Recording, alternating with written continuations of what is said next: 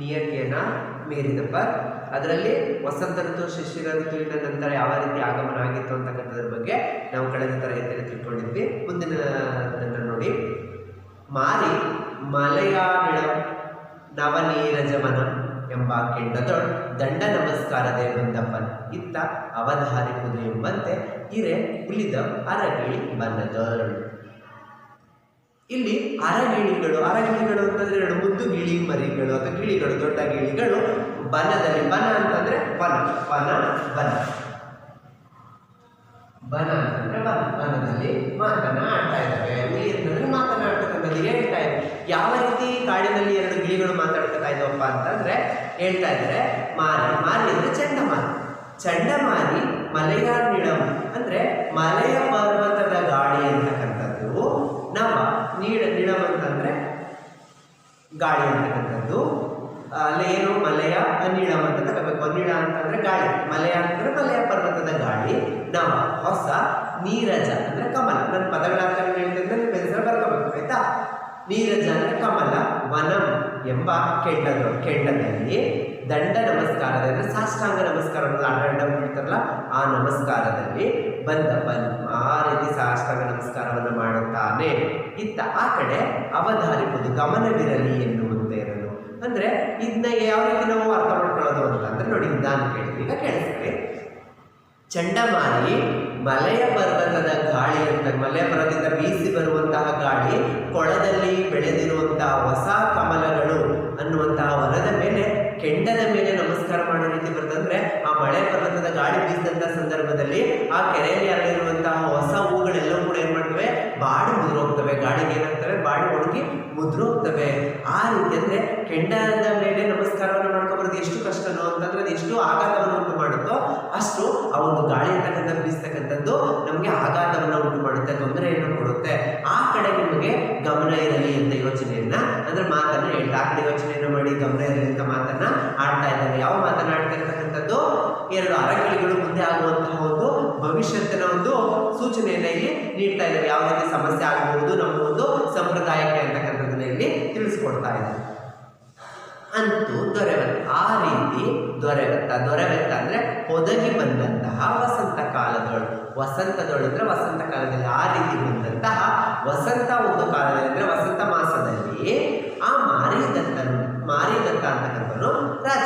ಆ ಮಾರಿದತ್ತ ಅಂತಕ್ಕಂಥನು ಜೊತೆಗೆ ಪುರಜನ, ಆ ಒಂದು ಪುರ ಅಂತಂದ್ರೆ ಪಟ್ಟಣ, ಆ ಒಂದು ಊರಿನ ಪಟ್ಟಣ ಇತ್ತಲ್ವಾ, ಆ ಪಟ್ಟಣದ ಜನರು ಅಂದ್ರೆ ಆ ಮಾರಿದತ್ತ ಅಂತಕ್ಕಂಥ ರಾಜ ಜೊತೆಗೆ ಆ ಪಟ್ಟಣದ ಜನರು ಇಬ್ಬರು ಕೂಡ ತಮಗೆ ಒಳ್ಳೆಯದು, ನಮಗೆ ಒಳ್ಳೆಯದನ್ನು ಮಾಡಿಬಿಟ್ಟು ಚಂಡಮಾರಿ ಎನ್ನುವಂತಹ ದೇವತೆಗೆ, ಉಗ್ರ ದೇವತೆಗೆ ಸಂತಸ ಮಾಡಲು, ಸಂತೋಷವನ್ನು ಉಂಟು ಮಾಡಲು ಎಂದು ಜಾತ್ರೆಗೆ ನೆರೆದರು. ಅವರು ಜಾತ್ರೆಯನ್ನು ಮಾಡ್ತಿದ್ರು, ಚಂಡಮಾರಿಯ ಜಾತ್ರೆಯನ್ನು ಮಾಡ್ತಾ ಇದ್ರು. ಏನಕ್ಕಪ್ಪ ಅಂತ ಅಂದ್ರೆ, ಈ ರೀತಿ ಒದಗಿ ಬಂದಂತಹ ವಸಂತ ಕಾಲದಲ್ಲಿ ಚಂಡಮಾರಿಗೆ ಜಾತ್ರೆಯನ್ನು ಮಾಡ್ತಾ ಇದ್ರು. ಏನಕ್ಕೆ ಅಂತಂದ್ರೆ, ಆ ಮಾರಿದತ್ತ ಎನ್ನುವಂಥ ರಾಜ ಮತ್ತೆ ಆ ಊರಿನ ಜನರು ತಮಗೆ ದೇವತೆ ಒಳ್ಳೆಯದನ್ನ ಮಾಡಲಿ ಎನ್ನುವ ರೀತಿಯಲ್ಲಿ ಆ ಒಂದು ಜಾತ್ರೆಯನ್ನ ಮಾಡ್ತಾ ಇದ್ರು. ಆ ಜಾತ್ರೆಯಲ್ಲಿ ಏನೋ ಒಂದು ಘಟನೆ ನಡೆಯುತ್ತದೆ ಅಂತಕ್ಕಂಥದ್ದು ಈ ಮುಂದೆ ಗಿಳಿಗಳಾಗಲಿ ಹೇಳಿದ್ದಾರೆ. ಆ ರೀತಿಯಲ್ಲಿ ಏನಾಗ್ತಾ ಇದೆ, ಜಾತ್ರೆಯಲ್ಲಿ ಘಟನೆ ಅಂತಕ್ಕಂಥ ನಡೆಯುತ್ತದೆ. ಏನಂತಕ್ಕಂಥದ್ದು ನೋಡಿ, ಮಾರಿದತ್ತ ಅಂತಕ್ಕಂಥವನು ರಾಜ, ಅರ್ಥ ಆಯ್ತಿದ್ಯಾ? ಮಾರಿದತ್ತ ಅಂತಕ್ಕಂಥವನು ರಾಜ, ಆ ಪುರ ಜನರು ಎಲ್ಲರೂ ನಮಗೆ ಚಂಡಮಾರಿ ಒಳ್ಳೇದು ಮಾಡಲಿ ಅಂತ ಅಂದ್ಬಿಟ್ಟು ದೇವಿಯ ಜಾತ್ರೆಯನ್ನ ಮಾಡ್ತಾ ಇದ್ದಾರೆ. ಹಾಗೆ ಹೇಳ್ತಾನೆ, ನಿಂದು ನರಬಲಿ ಅಂದ್ರೆ ನಿಂತ್ಕೊಂಡ ಬಲಿಪೀಠದ ಮುಂದೆ ಅವ್ರೇನ್ ಮಾಡ್ತಾ ಇದ್ರು, ನರಬಲಿಯನ್ನು ಕೊಡ್ತಾ ಇದ್ರು. ಚಂಡಮಾರಿಗೆ ಪ್ರತಿ ವರ್ಷ ವಸಂತ ಕಾಲದ ಆಗಮನದಲ್ಲಿ ನರಬಲಿ ಅಂತಂದ್ರೆ ಮನುಷ್ಯರನ್ನ ಬಲಿ ಕೊಡ್ತಕ್ಕಂಥದ್ದು. ಇಬ್ಬರು ಮನುಷ್ಯರ ಬಲಿ ಕೊಟ್ಟು ದೇವತೆಯನ್ನ ಸಂತೃಪ್ತಿಗೊಳಿಸ್ತಾ ಇದ್ರು. ದೇವತೆ ಸಂತೃಪ್ತಿ ಆದ್ಮೇಲೆ ಏನ್ ಮಾಡ್ತಾರೆ, ಮುಂದಿನ ಕೆಲಸ ಕಾರ್ಯಗಳನ್ನು ಮಾಡ್ತಾರೆ. ಅಂದ್ರೆ ಅವರು ದಿನಚರಿಗಳನ್ನು ಶುರು ಮಾಡ್ತಾ ಇದ್ರು. ಹಬ್ಬವನ್ನ ರೀತಿಯಲ್ಲಿ ಅವರ ಆಚರಣೆಯನ್ನ ಮಾಡ್ತಾ ಇದ್ರು. ನಾವೀಗ ಕೋಳಿ ಕುರಿಯನ್ನ ಕತ್ತರಿಸ್ತೀವಿ, ಅವ್ರೇನ್ ಮಾಡ್ತಾ ಇದ್ರು, ಮನುಷ್ಯರನ್ನ ಕತ್ತರಿಸ್ತಾ ಇದ್ರು. ಆ ಬಲಿಪೀಠದ ಮುಂದೆ ನಿಂತಹ ನರಪತಿ ಅಂದ್ರೆ ರಾಜ. ಯಾರು ರಾಜ? ಮಾರಿದತ್ತ ಎನ್ನುವಂತಹ ರಾಜ ಬಲಿಪೀಠದ ಮುಂದೆ ನಿಂತು ತನ್ನ ತಳಾರಕ್ಕೆ ಹೇಳಿದ. ತಳಾರ ಅಂತಂದ್ರೆ ಆ ಸೇವಕ ಯಾರು? ಚಂಡಕರ್ಮ. ಇಲ್ಲಿ ತಳಾರ ಯಾರು? ಚಂಡಕರ್ಮ. ತಳಾರ ಯಾರಪ್ಪ ಅಂತಂದ್ರೆ ಚಂಡಕರ್ಮ. ರಾಜ ಯಾರು? ಮಾರಿದತ್ತ. ಚಂಡಕರ್ಮ ಯಾರು? ತಳಾರ. ಇಲ್ಲಿ ತಳಾರ ಅಂದ್ರೆ ಸೇವಕ. ತನ್ನ ಒಂದು ಸೇವಕನನ್ನು ಕರೆದು ಹೇಳ್ತಾನೆ. ಏನಂತ ತನ್ನ ಸೇವಕನನ್ನು ಕರೆದು ಹೇಳ್ತಾನೆ ಅಂದಂ ಅಂದಂ ಅಂದ್ರೆ ಹೇಳು. ನೀನು ಬರಿಸು ಅಂದ್ರೆ ಕರೆದುಕೊಂಡು ಬಾ, ನೀನು ಹೋಗಿ ಕರೆದುಕೊಂಡು ಬಾ. ಯಾರನ್ನ? ಮನುಜ ಯುಗಮಂ, ಮನುಷ್ಯರನ್ನ. ಯುಗಜ ಅಂದ್ರೆ ಇಬ್ಬರು ಮನುಷ್ಯರನ್ನ ನೀನೇನ್ ಮಾಡಿ ಹೋಗಿ ಕರ್ಕೊಂಡು ಬಾ. ಯಾಕೆ ಇಬ್ಬರು ಮನುಷ್ಯರನ್ನ ಹೋಗಿ ಕರ್ಕೊಂಡು ಬಾ? ಮುನ್ನಂ ಕೊಂದು ಅರ್ಚಿಸುವ, ನಾನು ಮೊದಲು ಅವ್ರನ್ನ ಕೊಲ್ತೀನಿ, ಸಾಯಿಸ್ತೀನಿ. ಆಮೇಲೆ ಏನ್ ಮಾಡ್ತೀನಿ ನಾನು? ಮಾರಿದಂತ ಅಂತಕ್ಕಂಥ ರಾಜ ಹೇಳ್ತಾ ಇರ್ತಕ್ಕಂಥದ್ದು, ನಾನು ಮೊದಲು ಆ ಇಬ್ಬರು ಮನುಷ್ಯರನ್ನ ನೀನು ಕರ್ಕೊಂಬತ್ತಿಲ್ಲ, ಅವ್ರಿಬ್ಬರನ್ನ ಸಾಯಿಸ್ತೀನಿ. ಸಾಯಿಸಾದ್ಮೇಲೆ ಚಂಡಮಾರುತನ ಪೂಜೆಯನ್ನು ನಾನು ಮಾಡ್ತೀನಿ, ಅರ್ಚಿಸುವೆನು, ಪೂಜಿಸುವೆನು ಅಂತ ಹೇಳ್ತಾರೆ. ಪೂಜೆಯೋಳು ಎಂದಿನ ಪರಿ. ಮೊದಲಿನ ರೀತಿಯಲ್ಲೇ ನಾವು ಪ್ರತಿ ವರ್ಷ ಯಾವ ರೀತಿ ಪದೇ ಪದೇ ಹಬ್ಬವನ್ನು ಆಚರಿಸ್ತೀವೋ ಆ ರೀತಿಯಲ್ಲಿ ಮೊದಲು ಮನುಷ್ಯರನ್ನು ಸಾಯಿಸಿ ನಂತರ ಪೂಜೆಯನ್ನು ಮಾಡೋಣ. ಎಂದಿನ ಪರಿ, ಇಂದಿನ ರೀತಿಯಲ್ಲಿ ತಪ್ಪೆ. ಇದು ತಪ್ಪೋದರೆ, ಒಂದು ವೇಳೆ ಮನುಷ್ಯರನ್ನ ಬಲಿ ಕೊಡದೆ ನಾವು ಪೂಜೆಯನ್ನ ಮಾಡಿಬಿಟ್ರೆ ದೇವಿ ತಪ್ಪದೆ ಮಾಡೋಣ. ಆ ದೇವಿ ಚಂಡಮಾರಿ ಅಂತಕ್ಕಂಥದ್ದು ನಮಗೆ ಕೆಡಕನ್ನ ಮಾಡದೆ ಬಿಡಲ್ಲ, ನಮಗೆ ತೊಂದರೆಯನ್ನ ಕೊಟ್ಟೇ ಕೊಡ್ತಾಳೆ. ಹಾಗಾಗಿ ಆ ತೊಂದರೆಯನ್ನ ಅನುಭವಿಸೋದಕ್ಕಿಂತ ಮುಂಚೆನೆ ನಾವೇನ್ ಮಾಡೋಣ? ನೀನು ಹೋಗಿ ಮನುಷ್ಯರನ್ನ ಕರ್ಕೊಂಡು ಬಾ, ಇಬ್ಬರು ಮನುಷ್ಯರನ್ನ ನಾವೇನ್ ಮಾಡೋಣ? ಬಲಿಯನ್ನು ಮಾಡೋಣ. ಬಲಿ ಕೊಟ್ಟು ಆಮೇಲೆ ಪೂಜೆಯನ್ನು ನಾವು ಮಾಡೋಣ ಅಂತ ಹೇಳಿದೆ. ಯಾರೋ ಪೂಜೆಯನ್ನು ಮಾಡೋಣ ಅಂತ ಹೇಳಿದ್ದು?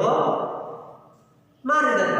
ಯಾರಿಗೆ ಹೇಳಿದ್ದು? ಚಂಡಕರ್ಮ ಅನ್ನುವಂಥ ತಳಾರನಿಗೆ ಹೇಳ್ತಾನೆ. ಅರ್ಥ ಆಯ್ತಿದ್ಯಾ? ನೋಡಿ, ಆ ರೀತಿ ಹೇಳ್ತಾರೆ. ನೆಕ್ಸ್ಟ್, ತಡವಾದಪ್ಪುದು. ಆಗ ಮಾರಿದಂತ ಹೇಳ್ತಾನೆ, ತಡವಾಗುತ್ತಿದೆ, ಹೋಗು, ಸಮಯ ಬೀಳ್ತಾ ಇದೆ.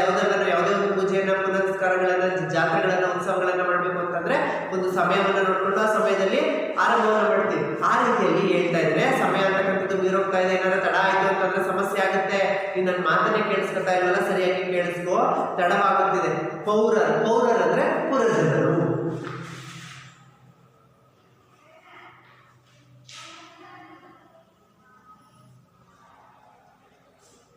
ಪುರಜನರು. ಆ ಪುರಜನರು ಏನ್ ಮಾಡ್ತಾ ಇದ್ದಾರೆ? ಆ ಪುರಜನರು ಕೊಡುಬೇಡುವುದು ಹಲವು ಜೀವರಾಶಿ ಎಂಬುದು. ನಾವು ಪುರಜನರು ಮತ್ತೆ ಮಾರಿದಂತ ಹೇಳ್ತಾರೆ, ತಡವಾಗ್ತಾ ಇದೆ, ಏನು ಸಮಯ ಮೀರ್ತಾ ಇದೆ, ನಾವೇನ್ ಮಾಡ್ಬೇಕು? ಕೊಡಬೇಕುವುದು ಅಂತಂದ್ರೆ ನಾವು ಕೊಡಬೇಕು ಏನನ್ನ? ಹಲವು ಜೀವರಾಶಿಯ ಬೆಲೆ. ಹಲವು ಜೀವರಾಶಿಗಳ ಬಲಿಯನ್ನು ನಾವು ಏನ್ ಮಾಡ್ಬೇಕು? ಕೊಡಬೇಕು. ಸಮಯ ಮೀರೋಗ್ಬಿಡುತ್ತೆ. ಸಮಯ ಮೀರೋದಕ್ಕಿಂತ ಮುಂಚೆನೆ ನಾವು ಏನ್ ಮಾಡೋಣ? ಬಲಿಯನ್ನ ಕೊಡೋಣ. ಬಲಿಯನ್ನು ನಡೆ, ಹೋಗಿ ನೀನು ಹೋಗಿ ಕರ್ಕೊಂಡು ಬಾ. ಏನೇನು ಅಂದಾಗ ಏನೇ ಅಂತ ಅಂದಾಗ ಅಸಾದ ಅಂದ್ರೆ ಪ್ರಸಾದ ಆಯ್ತು. ಅಪ್ಪಣೆ. ಅಸಾದ ಅಂದ್ರೆ ಅಪ್ಪಣೆ ಆಯ್ತು. ನಿಮ್ಮ ಅಪ್ಪಣೆಯನ್ನು ನಾನು ನಿಮ್ಮ ಅಪ್ಪಣೆಯಂತೆ ನಾನು ನಡ್ಕೋತೀನಿ, ನಿಮ್ಮ ಅಪ್ಪಣೆಯನ್ನು ನಾನು ಶಿರಸಾವಹಿಸಿ ಪಾಲಿಸ್ತೀನಿ ಅಂತ ಹೇಳಿ ಆಮೇಲೆ ತಕ್ಷಣ ಏನ್ ಮಾಡ್ತಾನೆ? ಪಿಡಿತಾರದೆ ಮಾಡರೇನೆ ಕಿಂಕರರೆಂದು ತಮ್ಮ. ಪಿಡಿತಾರದೆ, ಹಿಡಿದು ತಾರದೆ ಮಾಡ ಬಿಡರು ನನ್ನ ಕಿಂಕರರು ಅಂತಂದ್ರೆ ಸೇವಕರು. ಕಿಂಕರ ಅಂತಂದ್ರೆ ಸೇವಕರು. ಈ ನೋಡಿ, ಮಾರಿದಂತನ ಸೇವಕ ಚಂಡಕರ್ಮನಿಗೂ ಕೂಡ ಕೆಲವೊಬ್ರು ಸೇವಕರು ಅವರೇ. ಅರ್ಥ ಆಯ್ತಿದ್ಯಾ? ನೋಡಿ, ಆಗಲೇ ತಕ್ಷಣವೇ ಪಿಡಿತಾರದೆ, ಹಿಡಿದು ತಾರದೆ ಮಾಡ ನನ್ನ ಒಂದು ಸೇವಕರು ಸುಂದರ ಹಿಡ್ಕೊಂಡು ಬರದೆ ಬಿಡೋದಿಲ್ಲ. ಎನ್ನ ಕಿಂಕರರು, ನನ್ನ ಕಿಂಕರರು ಅಂದ್ರೆ ಸೇವಕರವರಲ್ಲ. ಆ ಸೇವಕರು ತಕ್ಷಣ ಏನ್ ಮಾಡ್ತಾರೆ? ಕರ್ಕೊಂಡು ಬರ್ತಾರೆ. ಏನು? ತಮ್ಮಿಂದನು ಚಂಡಕರ್ಮ ಹೇಳ್ತಾನೆ, ನೀವು ಯಾಕಬೇಡಿ, ಸಮಯಕ್ಕೆ ಸರಿಯಾದಂತಹ ಹೊತ್ತಿನಲ್ಲಿ ನನ್ನ ಸೇವಕರು ಏನ್ ಮಾಡ್ತಾರೆ? ಬಲಿಪೀಠಕ್ಕೆ ಬಲಿಗಳನ್ನು ಹುಡುಕಿಕೊಂಡು ತಗೊಂಡು ಬರ್ತಾರೆ. ನೀವು ಏನ್ ಮಾಡಬೇಡಿ, ಯೋಚನೆಯನ್ನ ಮಾಡಬೇಡಿ ಅಂತ ಹೇಳ್ದ. ಆದ್ರೆ ಇವ್ರು ಏನ್ ಮಾಡ್ತಾರೆ? ಮಾರಿದಂತ ಮತ್ತೆ ಪುರುಷರು ಹೇಳ್ತಿದ್ರೆ ಸಮಯ ಬೀರ್ತಾ ಇದೆ, ನಾವು ಬಲಿಯನ್ನು ಕೊಡ್ಬೇಕು, ನಿಗದಿತ ಸಮಯಕ್ಕೆ ಹೋಗಿ ನೀವು ಬೇಗ ಕರ್ಕೊಂಡ್ಬಿಡಿ ಅಂತ ಹೇಳ್ತಾ ಇದ್ದಾರೆ. ಆಗ ಕಿರಿವರೆಯದ ನೋಡಿ, ಇಬ್ರು ಮಕ್ಕಳುಗಳು ಅಂತ ಹೇಳಿದೆ. ಅಭಯರಿಸು ಮತ್ತೆ ಅಭಯಮತಿ ಎಂಬ ಇಬ್ರು ಮಕ್ಕಳುಗಳು ಬರ್ತಾ ಇದ್ದಾರೆ. ಅವ್ರು ಯಾವ ರೀತಿ ಇದ್ದಾರೆ ಅಂತಕ್ಕಂಥದ್ದು ಹೇಳ್ತಾರೆ. ಕಿರಿವರೆಯದ ಅಂದ್ರೆ, ಕಿರಿವರೆಯ ಅಂತಂದ್ರೆ ಹರೆಯ ಅಂದ್ರೆ ಎಳೆ ಪ್ರಾಯದ ಮಕ್ಕಳುಗಳು. ಅವರಿಬ್ರು ಎಂಥ ಪ್ರಾಯದವರು? ಎಳೆ ಪ್ರಾಯದ, ಚಿಕ್ಕ ಪ್ರಾಯದಂತವರು. ಶುಭ ಲಕ್ಷಣದ ಅಂದ್ರೆ ತುಂಬಾ ಚೆನ್ನಾಗಿರ್ತಕ್ಕಂತಹ, ಮುಖದಲ್ಲಿ ಕಳೆ ಇರ್ತಕ್ಕಂಥ ಅಂದ್ರೆ ನಗುಮುಖ ಹೊಂದಿರುವಂತಹ, ಅಟ್ರಾಕ್ಷನ್ ಫೇಸ್ ಅಂತ ಹೇಳ್ತೀವಲ್ಲ ಆ ರೀತಿ ಮುಖದ. ಅರಿಕೆ ಅಂತಂದ್ರೆ ಬುದ್ಧಿವಂತಿಕೆ, ತುಂಬಾ ಬುದ್ಧಿವಂತರಾಗಿರುವಂತಹ. ಸತ್ಕುಲ ಅಂತಂದ್ರೆ ಒಳ್ಳೆಯ ಕುಲ, ಸದ್ವಂಶದಲ್ಲಿ ಜನಿಸಿರುವಂತಹ. ಮತ್ತೆ ಗಲಕಮ ಇಬ್ಬರು, ಮತ್ತೆ ಅಂದ್ರೆ ಮನುಷ್ಯ ಲೋಕದ, ಈಗಾದ್ರೆ ಇಬ್ಬರು ಮನುಷ್ಯ ಜೊತೆಯನ್ನ ಅಂದ್ರೆ ಒಂದು ಜೊತೆ ಮನುಷ್ಯರಂದ್ರೆ ಇಬ್ರು ಮನುಷ್ಯರನ್ನ ತಾನು ಹುಡುಕಲಿಕ್ಕೆ ಬಳ್ಳಾರಿಯ ಬನದಿಂದ ಹೊರಮಂಟು. ಅವರನ್ನು ಬಳ್ಳಾರಿ ಅಂದ್ರೆ ಮಾರಿಯ ಒಂದು ಬನ ಇದ್ದಲ್ವ, ವನ, ಆ ಕಾಡು, ಆ ವನದಿಂದ ಹೊರಹೊರಟ ಯಾರು? ಚಂಡಕರ್ಮನೆಂಬ ತಳಾರ ವ್ಯಕ್ತಿ ಅಂತಕ್ಕಂಥದ್ದು ಅಥವಾ ಆ ಸೇವಕ ಅಂತಕ್ಕಂಥದ್ದು ಏನ್ ಮಾಡ್ತಾನೆ? ಹುಡುಕ್ಲಿಕ್ಕೆ ಹೊರಟ. ಯಾವ ರೀತಿಯ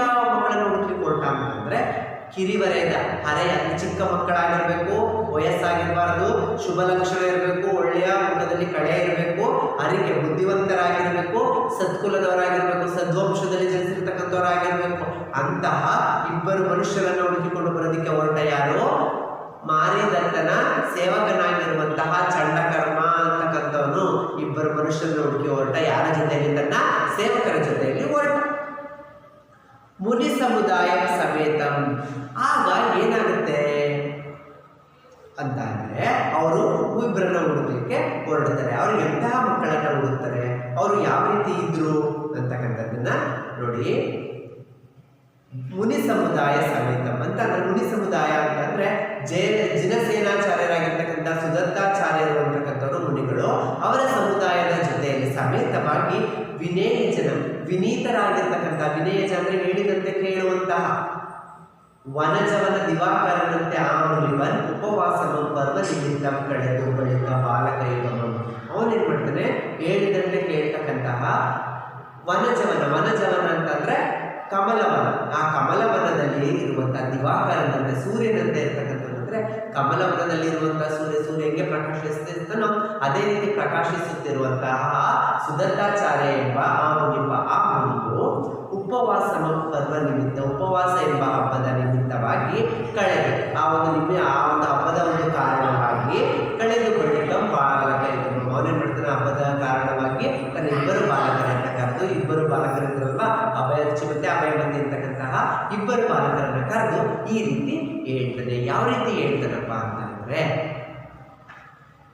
ಚರಿಗೆಗೆ ಬೀಳ್ಕೊಂಡು ಗುರುಗಳ ಚರಣಕ್ಕೆ ಆ ಯುಗಳಮಂ ಎರಗಿ ಹೊರಬಟ್ಟು ಆಗಳ ತರುಣವನ ಹರಣಿ ಯುಗಮಂ ತರಕ್ಷ ಪಿಡಿವಂತೆ ಚಂಡಕರ್ಮಂ ಪೀಡಿತಂ. ಹಾಗೆ ಹೇಳ್ತಾರೆ. ಆ ಜೈನ ಯತಿಗಳು ಏನೋ ಉಪವಾಸ ಹಬ್ಬವನ್ನು ಮಾಡ್ತಾರೆ. ಉಪವಾಸ ಆದಮೇಲೆ ನಂತರ ಉಪವಾಸವನ್ನು ಬಿಡ್ತಕ್ಕಂಥದ್ದು ಅಂತ ಹೇಳಿದ್ವಲ್ವಾ, ಅದಕ್ಕೆ ಹಣ್ಣು ಹಂಪಲಗಳನ್ನು ಸಂಗ್ರಹಿಸಬೇಕಾಗಿತ್ತು.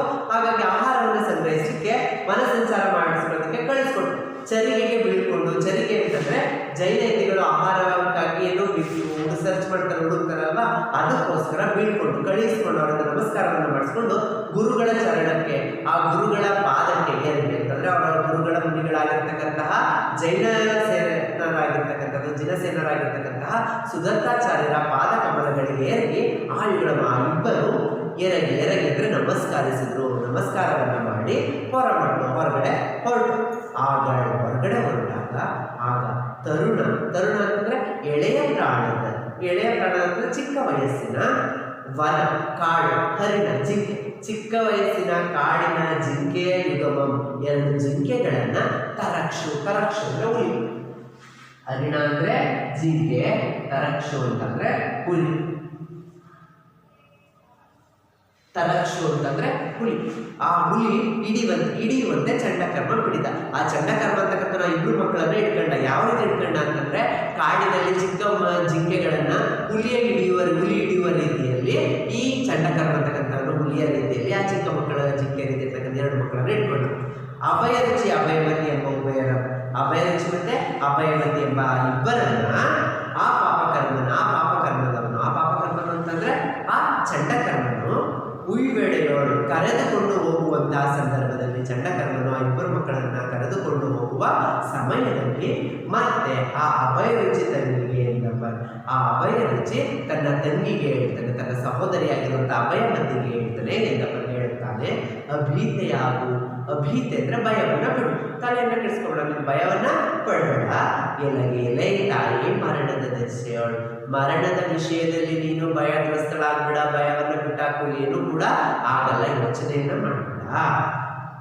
ಆಗ ನಿಯತಿಯನ್ನು ಯಾರು ಮೀರಿದಪ್ಪ, ನಿಯಮವನ್ನ ಯಾರು ಮೀರಲಿಕ್ಕೆ ಸಾಧ್ಯ ಆಗುತ್ತೆ? ನಿಯಮವನ್ನು ಮೀರುವಂತಹ ಸಾಮರ್ಥ್ಯ ಇಡೀ ಜಗತ್ತಿನಲ್ಲಿ ಯಾರಿಗೂ ಸಹ ಇಲ್ಲ.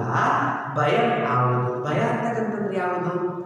ಮುಟ್ಟಿದ ಎಡೆಗೆ ಸಹಿಸುವುದೇ ಕೇಳಿ, ಕಷ್ಟದ ಸಮಯದಲ್ಲಿ ಮುಟ್ಟಿದಾಗಂದ್ರೆ ಕಷ್ಟದ ಎಡೆಗೆ ಅಂದ್ರೆ ಸಮಯದಲ್ಲಿ ಸಹಿಸಿಕೊಳ್ಳೋದೇ ಕೇಳು. ಭಯ ಅಂತಕ್ಕಂಥದ್ದೆಲ್ಲ ಕಷ್ಟದ ಸಮಯದಲ್ಲಿ ಎಲ್ಲವನ್ನ ನಾವೇನು ಮಾಡಬೇಕು? ಸಹಿಸಿಕೊಳ್ಬೇಕು. ನಯವಿದೆ, ನೀನು ನೀತಿಯನ್ನ ಬಲ್ಲವಳಾಗಿರ್ತಕ್ಕಂಥವಳು, ಹಾಗಾಗಿ ನೀನು ತಲೆಯನ್ನು ಕೆಡಿಸ್ಕೋಬೇಡ. ಪೆತ್ತ ಪರಿಚಯ ಜಯಮ ಅಂದ್ರೆ ತಪಸ್ಸಿಗೆ ಅಡ್ಡಿ ಮಾಡ್ತಕ್ಕಂಥ 22 ಬಗೆಯ ತೊಂದರೆಗಳಿರ್ತಕ್ಕಂಥದ್ದು, ಅದರಲ್ಲಿ ಭಯವೂ ಕೂಡ ಒಂದು. ಸೊ ಹಾಗಾಗಿ ಏನ್ ಮಾಡು, ನೀನು ನೀತಿಯನ್ನ ಬಲ್ಲವಳಾಗಿರ್ತಕ್ಕಂಥದ್ರಲ್ಲಿ ಅದರಿಂದಾಗಿ ನಿಮಗೆ ತಪಸ್ಸನ್ನು ಮಾಡುವಾಗ 22 ತೊಂದರೆಗಳು ಕೊಡ್ತಾರೆ ಅಂತಕ್ಕಂಥದ್ದು ಗೊತ್ತು. ಅದನ್ನ ಬಿಡು. ಆ ತಪಕ್ಕೆ ಬೇರೆ ಕೋಡಿರುವುದುಂಟೆ, ಆ ತಪಸ್ಸಿಗೆ ಬೇರೆ ಕೊಂಬು ಅಂತಕ್ಕಂಥದ್ದು ಇದೆಯಾ? ಇಲ್ಲ. ಅದಕ್ಕೆ ಭಯವನ್ನು ಬಿಟ್ಟಾಕಂದ್ರೆ ಅದಕ್ಕಿಂತ ಮಿಗಿಲಾಗಿರ್ತಕ್ಕಂಥದ್ದು ಮತ್ತೊಂದು ಇಲ್ಲ. ಹಾಗಾಗಿ ನೀನೇನು ಮಾಡು, ಭಯವನ್ನು ಬಿಟ್ಟಾಕು. ತಲೆ ಕೆಡಿಸ್ಕೋಬೇಡ. ಸಾವಿನ ವಿಷಯದಲ್ಲಿ ನೀವು ಯೋಚನೆ ನೋಡ್ಬೇಕು, ಅಲ್ಲಿ ಎಷ್ಟೋ ಕಷ್ಟಗಳನ್ನು ಅನುಭವಿಸಿದ್ದೀವಿ. ಹಾಗಾಗಿ ನೀನು ಯೋಚನೆಯನ್ನು ಮಾಡಬೇಡ, ನೀನು ಭೀತೆಯಾಗುವ ಭಯವನ್ನು ಬಿಟ್ಟಾಕು ಅಂತ ಏನು ಮಾಡ್ತಾನೆ ಅಭಯ ಚಿನ್ನ ತಂಗಿಯಾಗಿರ್ತಕ್ಕಂಥ ಅಭಯ ಮತ್ತಿಗೆ ಹೇಳ್ತಾನೆ. ಯಾಕಂದ್ರೆ ಯಾರೂ ಕೂಡ ನಿಯಮವನ್ನು ಬರಲಿಕ್ಕೆ ಸಾಧ್ಯ ಇಲ್ಲ. ಆಗುವಂಥದ್ದನ್ನು ತಪ್ಪಿಸ್ಲಿಕ್ಕೆ ಯಾರ ಕೈಲಿ ಸಾಧ್ಯ ಇಲ್ಲ. ಭಯವನ್ನು ಬಿಟ್ಟು ನಮ್ಮ ಕರ್ತವ್ಯವನ್ನು ಮಾಡಿದ್ರೆ ಅದರಿಂದ ಫಲಾಫಲ ಅಂತಕ್ಕಂಥದ್ದು ಸಿಗುತ್ತೆ. ಅದರ ಬಗ್ಗೆ ನೀನು ಯೋಚನೆಯನ್ನು ಮಾಡಬೇಡ ಅಂತ ಒಂದು ನಿಯತಿಯನ್ನು ತಿಳಿಸಿ ಕೊಡ್ತಾ ಇದ್ದಾರೆ.